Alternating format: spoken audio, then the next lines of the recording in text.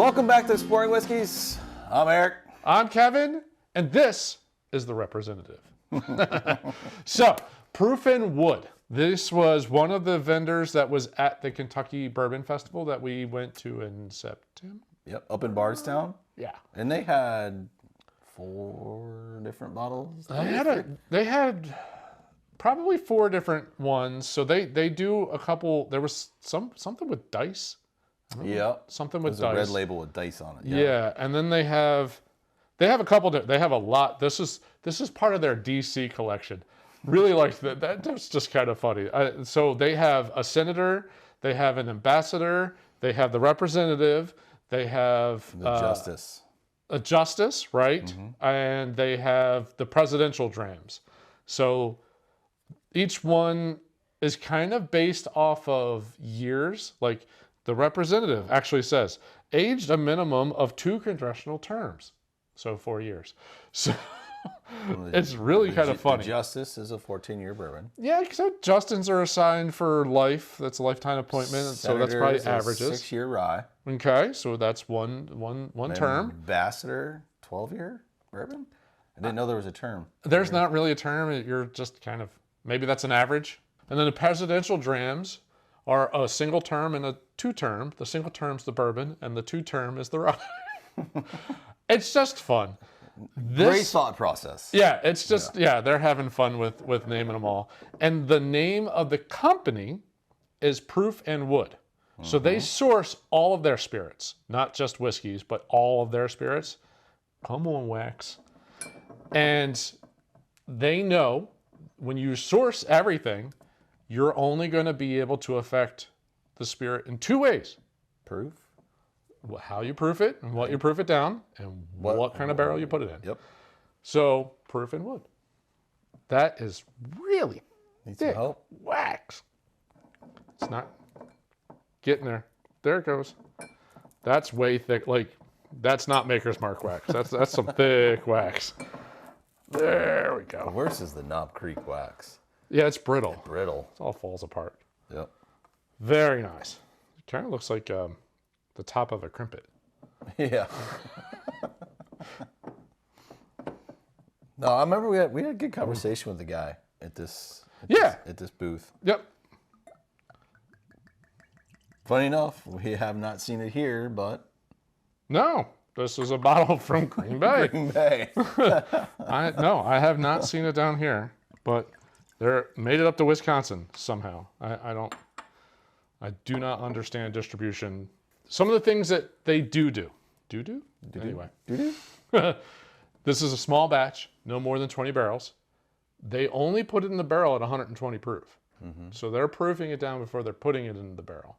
It is the regular MGP 21% rye bourbon. Okay. So that's all that. This one generally comes out, they bottle it right around 115. This particular bottle is 114.6. And this was bottled spring 2021. And yeah, that's all I know.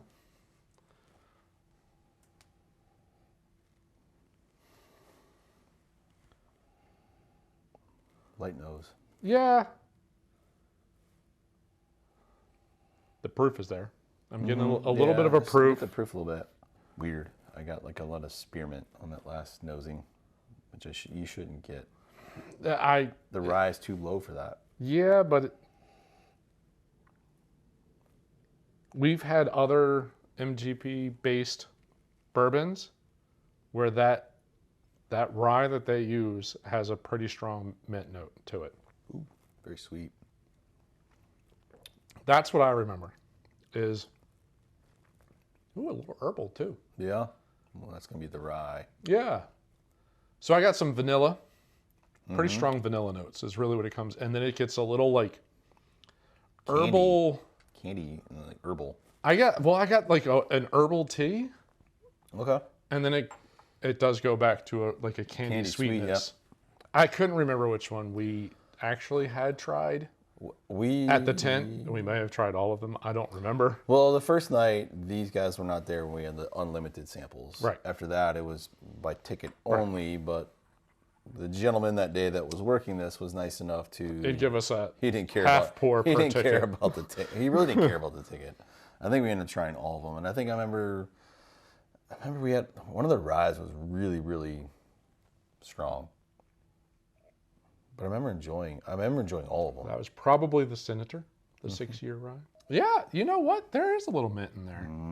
That mint, and that herbalness is, it has to come from that rye. But there's a lot of sweet notes around that. Oh, It's good. This is good. And it's not, while I'm getting a nice warmth, I am warming up. It's not quite a hug. It is not harsh on the palate at all for 114.6. Yeah, I remember spending quite a bit of time there. The guy was super nice. You're obviously super nice when you just continue to give us pours. Yeah, it's really hard to be not nice when you're sitting there just giving out pours of samples of a whiskey.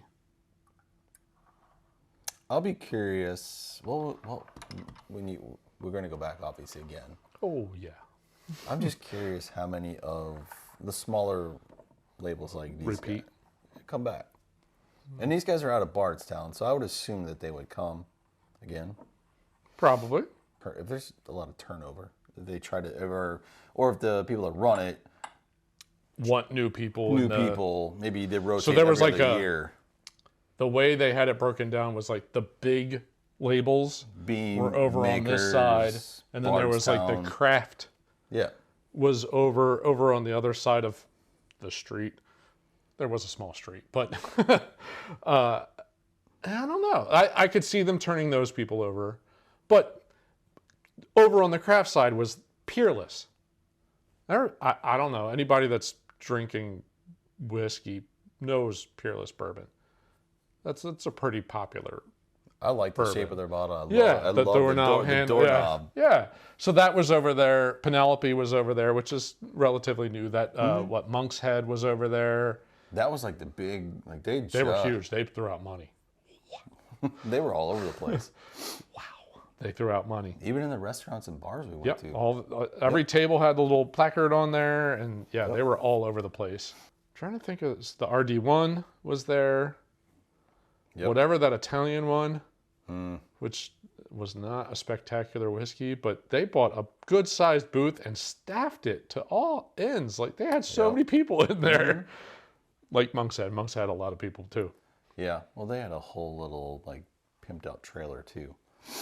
It wasn't just a tent. No, great event again, but back to these guys. Yeah. These guys were very accommodating. Took time to go through all of their bottles. Yep. Let us sample all of them. No, this is. It's good. Yep. It's not. It's MGP. So, and it tastes there's definitely an MGP note in there. But again, it's a good finish to an MGP. Something like it. Honestly, what it reminds me of Wheeler's Raid Cask Strength. Which is a good finish to an MGP bourbon.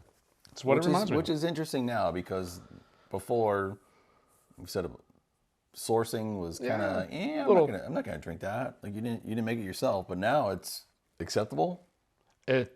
Way more people are doing it. Yep. So but now it's like, all right, now what's the art of finishing? Right. What's the art? Yeah. Because there's a lot of, I would imagine, a lot of these guys are buying the same juice, the same mash bill. It's just how are you finishing it? What type of wood are you using for your barrels? How are you toasting it? How are you charring it? Are you turning it? Are you leaving it be? How long are you aging it? Yeah. Yeah. There's a lot of variabilities. But yeah, if you don't have the capital to build your own distillery, then why not just go up there? Yeah. Yeah, absolutely. But I want to say there was some, it probably is more a rule of thumb than an actual science, but like the distillation process is probably 20-ish% of the final taste, and the barrel's the rest. The amount of time, the type of wood, the climate that it's in, all that it makes all the difference. That's the color, the flavor.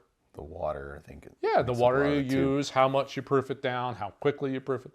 There's so many things that go into that. But yeah, to me, This is Wheeler's Raid number 2. Okay. Almost exactly the same. All right, let's add some water. Yeah. Did we not already do that? Did we? I think I did. No, I don't remember. I'll add a little less. Really think that I already added water. Let's add some more water. Which, in theory, you can do.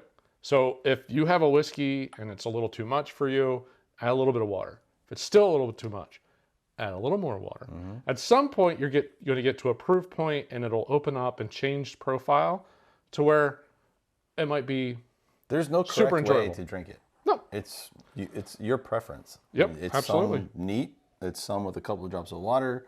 Some prefer it over a cube. Yeah. Some prefer it over crushed ice. It's your preference. That's the correct way to drink it. I'm not going to say the nose changes much. It might be a little more spiced. A little more rye spice coming through on the nose. But it's not a massive shift. Still very sweet. A lot of vanilla. A lot of vanilla and a little herbalness. That corn. Some kind of a tea, like a boba, like it's kind of a sweet tea with like a vanilla note to it. Something like that, maybe. I don't think they have vanilla boba, but something like that. So I can't remember. What did you pay for this?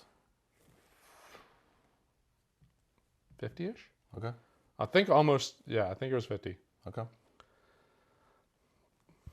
Yeah, I mean, for the proof and all that kind of stuff, 4-year-old. For us that have sampled it, $50. Sure. Yeah, sure. I think for someone that's never had it Someone before, that's never heard of it and never had it before, that might be a touch high. Scare them away a little bit. Yeah, a 4-year-old, foolproof-ish. But you go below 30, and some people... That's probably not right. Yeah. It should be 40-something. I mean, 35 40-ish. 40. Yeah. Yep. Again, yeah, we had it, I really wanted to have a nod to someplace that was really cool to us at the festival. So it's not blowing my socks off. It's solid bourbon.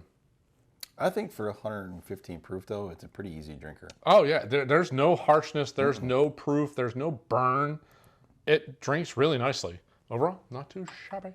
No, not too shabby. Again, I think they had, 5 different bottles were there. Yeah. I thought they were all pretty good.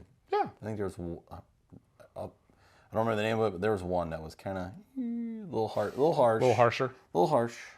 But I think overall, pretty decent. So Yeah. They're sourcing it again. It's how they're finishing it. And this bottle for 115 proof doesn't drink anywhere close to it. Nope, it does not. Nope. Easy on the palate. Very strong vanilla.